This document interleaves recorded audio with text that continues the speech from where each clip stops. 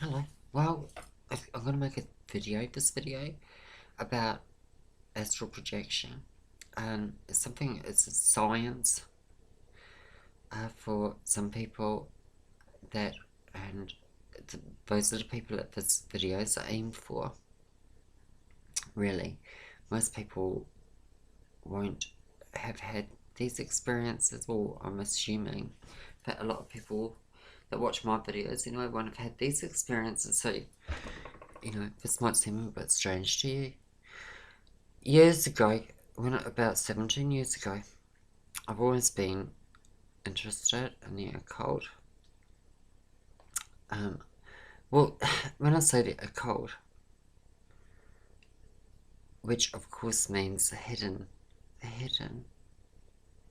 meaning, the hidden. I mean, where are we? What are we? How does the universe work? Why are we here?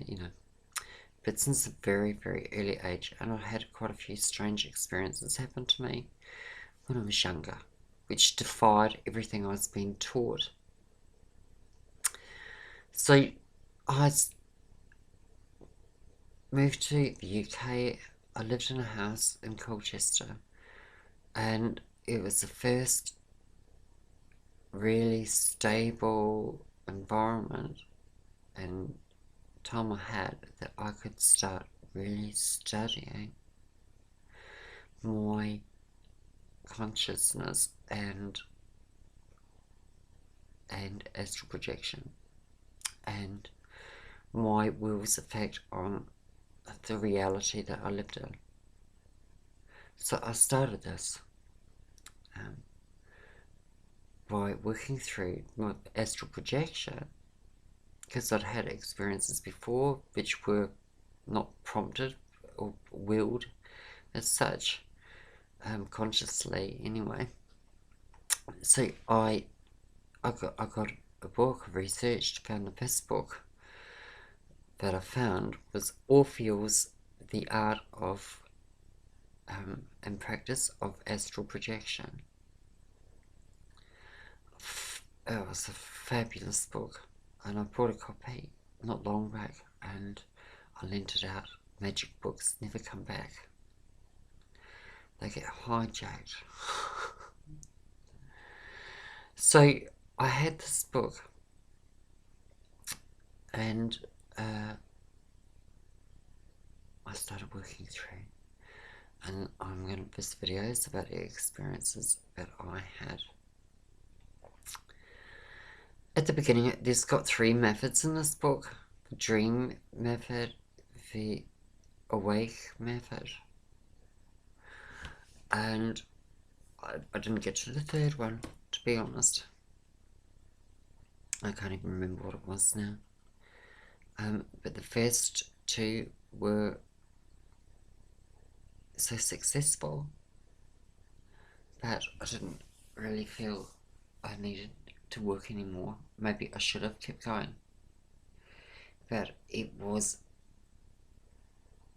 very, very mind-blowing, the whole experience. So much so that I stopped working on it. So I started with the awake method, which is sitting there and then consciously building with your eyes closed, maybe consciously building. If you hold your hands out in front of you with your eyes closed, and then see them or build your hands, then slowly working on building the rest of your spirit or etheric body in your mind, so that you can see it. I mean, you can actually see your hands if you move them around like this with your eyes closed. Try it. It's so once you can see them clearly, and you build up that visualization that it's stable and you can hold on to that, then in the conscious method you can step out of your body. I was working on that, and then there was a dream method as well. So I built my etheric body. It's almost like, I mean, everything's reflected in everything else, and computer science is a reflection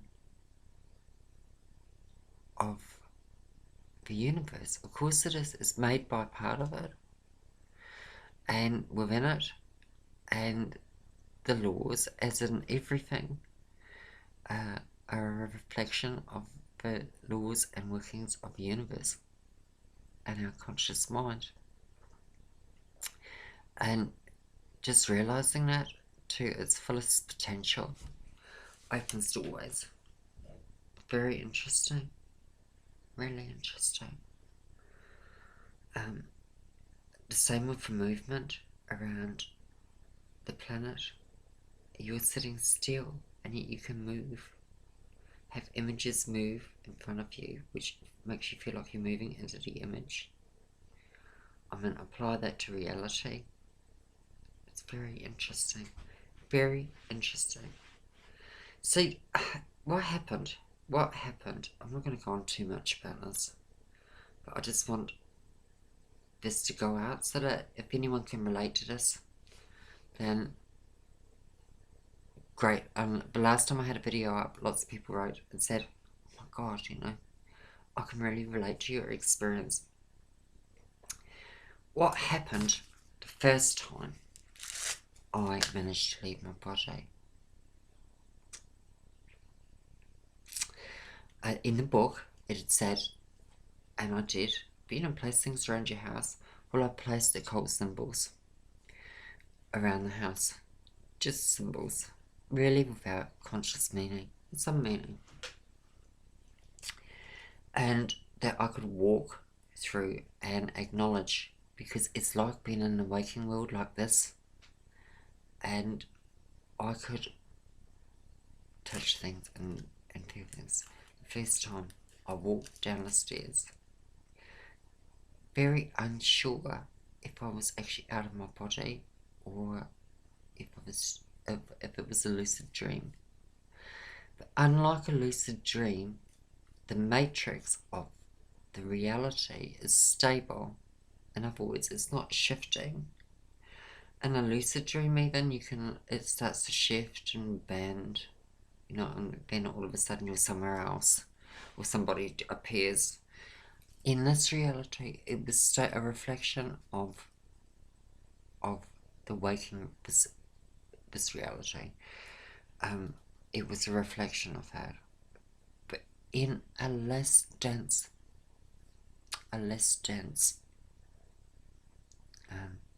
plane of existence. And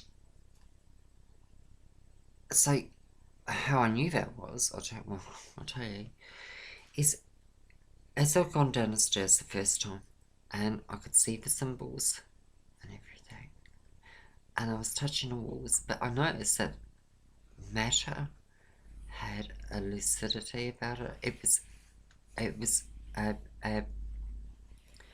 sparkly. It had a sparkle to it, and things were brighter, which wasn't the same as the waking reality, just ever so slightly different. And I'd gone downstairs and I'd looked above my little stairs, because I was in a little 2 up 2 down cottage, you know, a couple of 100-year-old cottage. And I'd gone downstairs and I looked up, and there was the symbol that I'd written, and there was another symbol on the wall that I'd written. And then I walked to the door, but I sat on the couch touching the fabric with my hand, and it was all in real time like now. There was no difference in the time. It didn't sort of zap down the end of the room or something. You had to walk. As I was sitting on the couch, I pushed my hand against it, because it had this glow. My hand started to go into well, there was a chair, it was a smaller couch sort of thing. My hand started to go into it. That blew my mind. I was like, oh my god, how can my hand go into this matter? So, and it made the other thing, when you put my hand into it, there was this hum, like, bzzz, like a real electronic, I'll never forget that electronic hum that there was. Every time, because this wasn't the only time that this happened. So then, I did this a few nights, the sleeping method, where you would go to sleep, but hold your awareness, like lucid dreaming, but learned over a period of like a few weeks, I learned where to jump out. Almost like I was being led on this journey and given the intuition to like know when to jump out on the way to sleepland. So I started, and before anyone thinks I'm off my head or something, this is tobacco, not weed. So after that, it was pretty frightening, because what you were going through by doing this was dissolving your perception of reality, but experientially. So I was experiencing, not just theorizing on something, which was mind-blowing. So I did this a few nights, got up and walked down, in the daytime too. Got up and walked down, came back up. And I drew a door.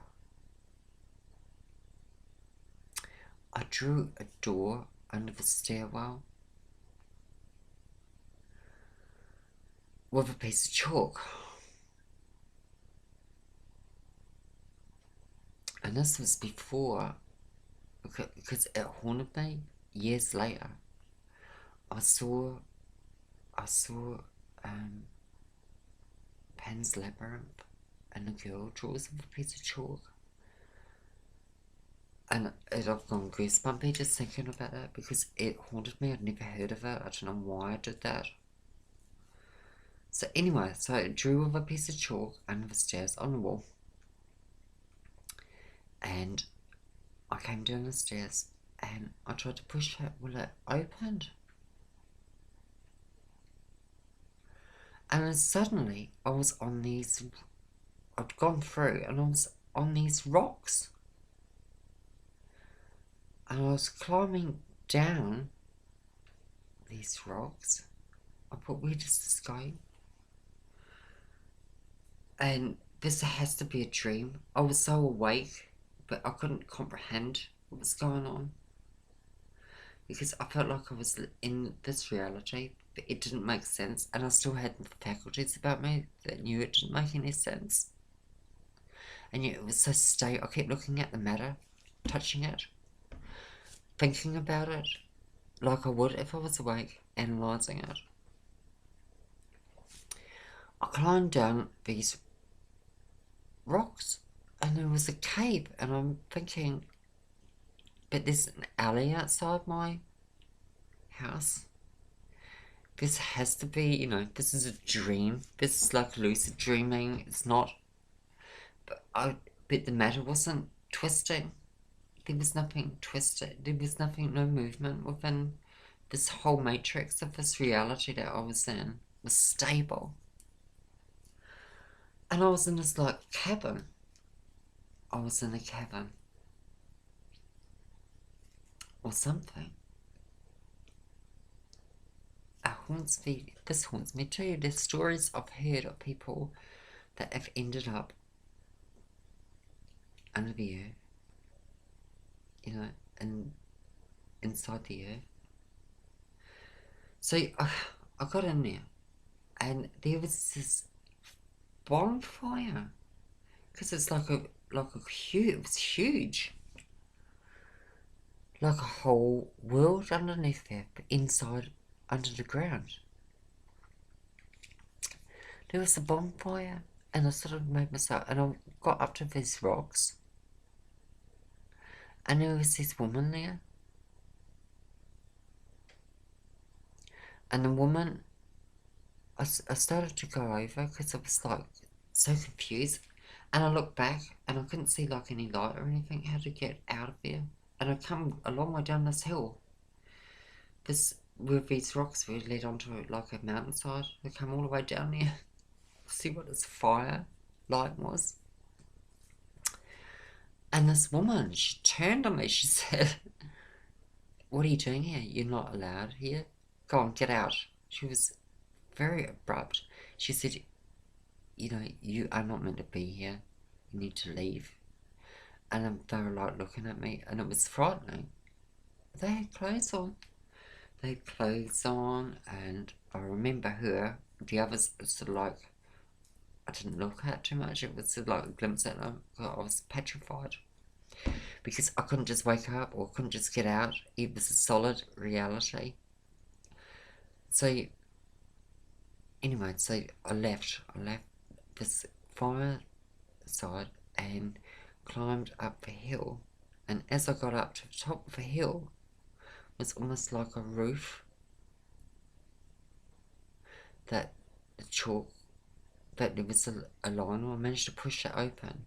And as I pushed it open and climbed through, it had gone from flat to there, and I was going through the wall, through this doorway that I'd drawn. Very bizarre. Very, very bizarre. Because there I was standing in my house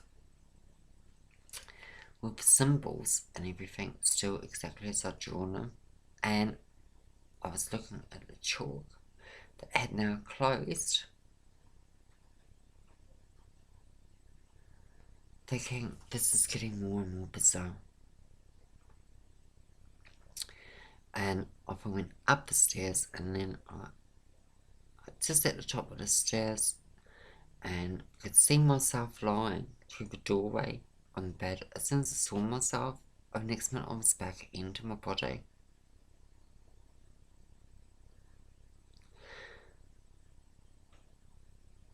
So that was fine. And then the next time, because I was pushing myself mentally, physically. It was an exhausting. Magic can be exhausting of any kind. Energy work, and this was exhausting. I'd end up for a couple of days totally exhausted after these experiences. So the next time, I had the same procedure, watching myself. So, you know, and when you go under, when you get to a place, there's a place there you can start hearing voices and things. If you keep your awareness as you're falling asleep, as you're making that transition, there's a door that you can go to get out. And I don't mean a literal door. A doorway, a space that you can move out once things begin to get that luminosity of the astral plane. So, okay, alright, so I tried this again, and the last time I've ever done this,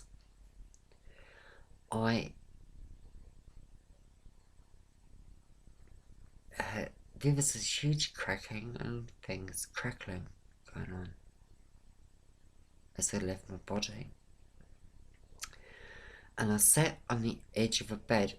I nearly fell off it straight away. I sat up, turned on the edge of a bed. I was so heavy. I thought everything seemed heavy about me. Everything. My breathing, the air was thick.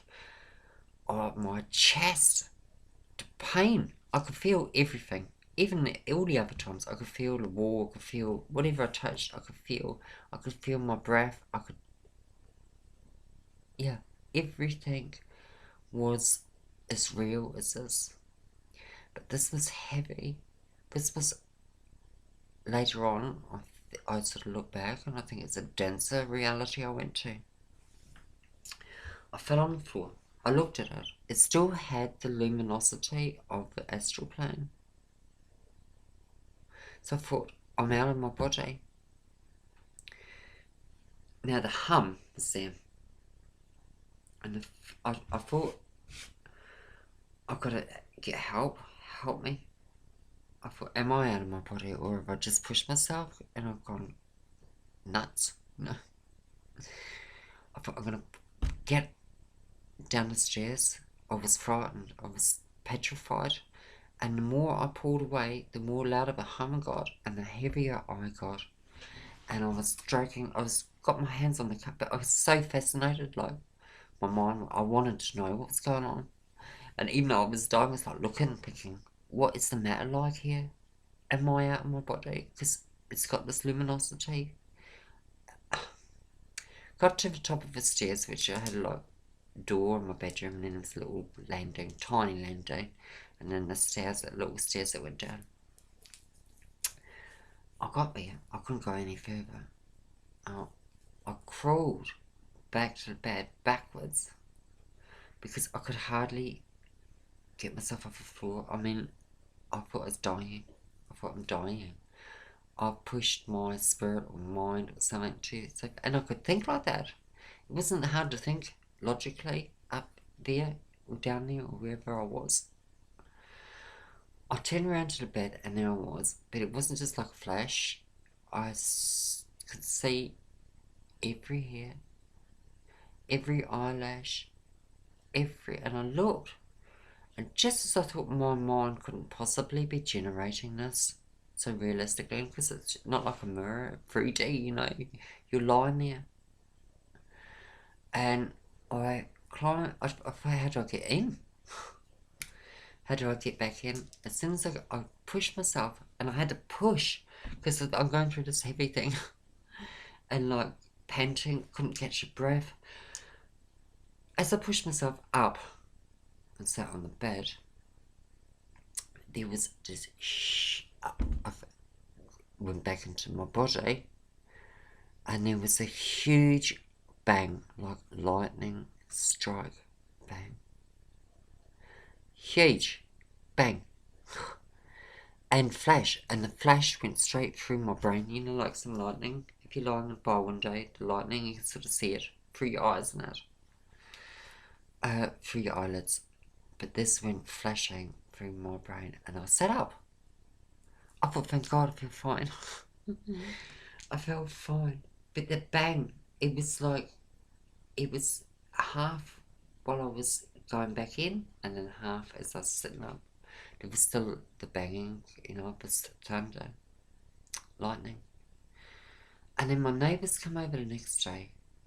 I saw my neighbour, and she said, are you alright? She said, did lightning strike your house last night? We had this huge bang. We thought you'd been struck by lightning.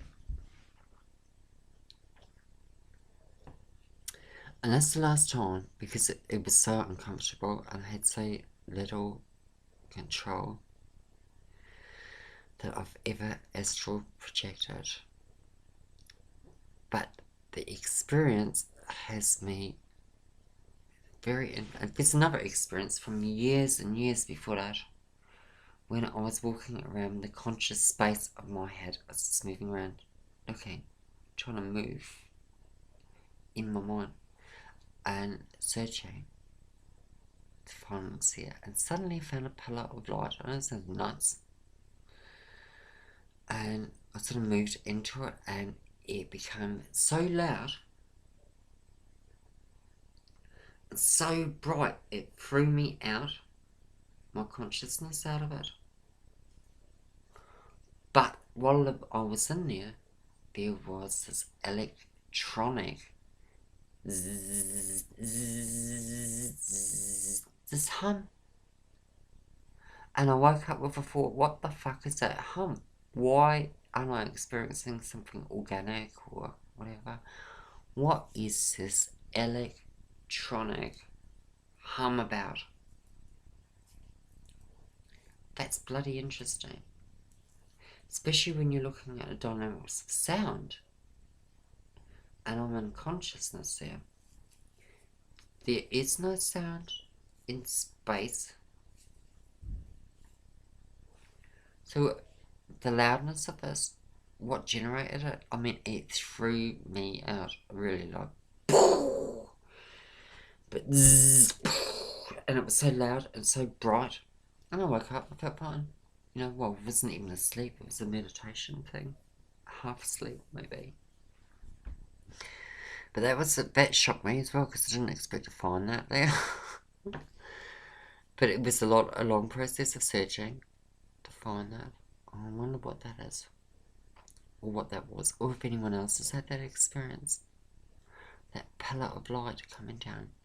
But with the hum, the electronic hum. Now I did talk to a man, Herbie, somebody who writes books on different experiences and that. I talked to him a long time ago, and he also said that yes, the hum when you put your hand into matter on the astral plane. So anyway, after that experience, I read the book, the rest of the chapter, because it's like cheating, you know, read a little bit and then try again, and couldn't believe what I read. That Orfeo said that when he was doing this, he experienced a huge bang. And this is after I'd done this. A huge bang, like a water cylinder had blown up. So it's objective, this experience is not just from me. I lent the book out before I finished it, and I bought another copy of the book, which I hadn't even had a chance to look at, and I lent it to a lady, Amy. Amy, if you see this, I would love that book back, thank you. Seriously, would love that book back. But all very, very interesting, amazing experiences. And I want to put this out there for people that might have experienced the same. The electronic hum when you start putting your hand into matter on the astral plane. Because it's electronic, it sounds like it's produced mechanically.